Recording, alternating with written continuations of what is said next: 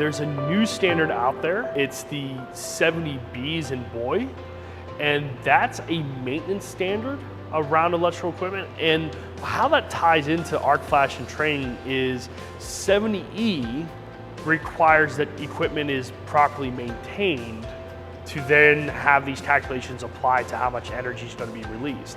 If you don't maintain your equipment, a breaker might not trip, and the energy calculation is not going to be valid anymore.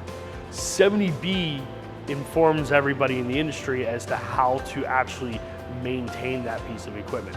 So it has requirements as to how often you should service your breakers, service your switches, service the equipment, and do all that maintenance. So from a training perspective, just beyond the safety aspect of it, we also do a lot of equipment specific training on how do you maintain it, how do you operate it to make sure those calculations are correct.